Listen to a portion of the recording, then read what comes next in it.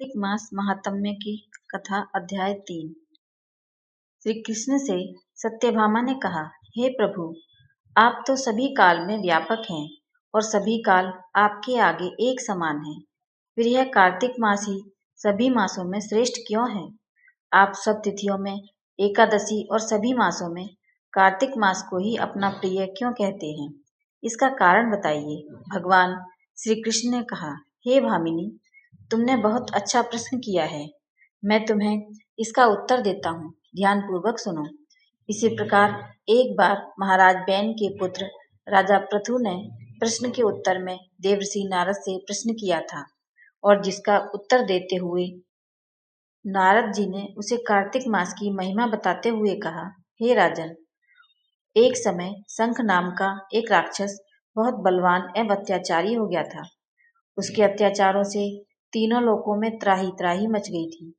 उस शंखासुर ने स्वर्ग में निवास करने वाले देवताओं पर विजय प्राप्त कर इंद्रादि देवताओं एवं लोकपालों के अधिकारों को छीन लिया। उससे भयभीत होकर समस्त देवता अपने परिवार के सदस्यों के साथ सुमेरु पर्वत की गुफाओं में बहुत दिनों तक छिपे रहे। तत्पश्चात वे निश्चिंत होकर सुमेरु पर्वत की गुफाओं में रहने लगे।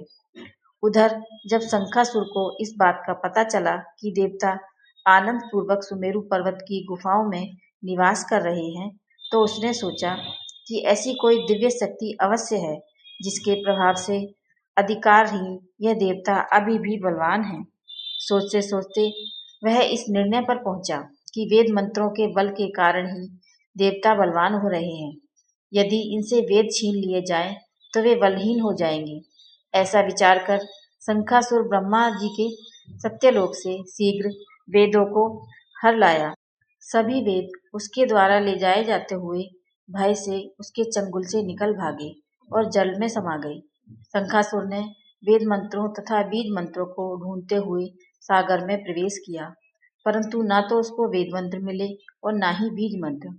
जब शंखासुर सागर से निराश होकर वापस लौटा तो उस समय ब्रह्मा जी पूजा की सामग्री लेकर सभी देवताओं के साथ भगवान विष्णु की शरण में पहुंचे और भगवान को गहरी निद्रा से जगाने के लिए गाने बजाने लगे और धूप गंध आदि से बारंबार उनका पूजन करने लगे। धूप दीप नैवेद्य आदि अर्पित किए जाने पर भगवान की निद्रा टूटी और वह देवताओं सहित ब्रह्मा जी को अपना पूजन करते हुए देखकर बहुत प्रसन्न हुए तथा कहने लगे, मैं आप लोगों के इस कीर्तन एवं मंगलाचरण से बहुत प्रसन्न हूँ। आप अपना अभिष्ट वरदान मांगिए, मैं अवश्य प्रदान करूँगा। जो मनुष्य अश्विन शुक्ल की एकादशी से देवोत्थान एकादशी तक ब्रह्म मुहूर्त में उठकर मेरी पूजा करेंगे, उन्हें तुम्हारी ही भांति मेरे प्रसन्न होने के कारण सुख की प्राप्ति होगी। आप लोग जो पाग अर्घ्य अचमन और जल आदि सामग्री मेरे लिए लाए हैं, वे अनंत गुणों वाली होकर आपका कल्याण करेगी। शंखासुर द्वारा हरे गए संपूर्ण वेद जल में स्थित हैं। मैं सागर पुत्र शंखासुर का वध करके उन वेदों को अभी लाए देता हूँ।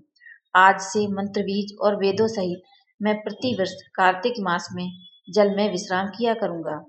अब मैं मत्स्य का रूप धारण करके जल में जाता हूँ। तुम सभी देवता भी मुनीश्वरों सहित मेरे साथ जल में आओ।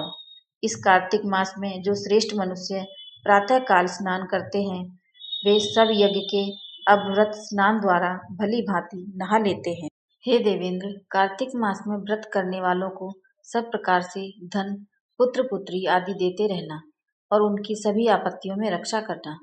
हे धनपति कुबेर, मेरी आज्ञा के अनुसार तुम उनके धन धान्य की वृद्धि करना, क्योंकि इस प्रकार का आचरण करने वाला मनुष्य मेरा रूप धारण करके जीवन मुक्त हो जाता है।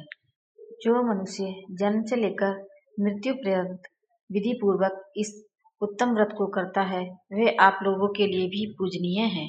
कार्तिक शुक्ल पक्ष की एकादशी तिथि को तुम लोगों ने मुझे जगाया है, इसलिए यह तिथि मेरे लिए अत्यंत प्रीतदायिनी और माननीय है।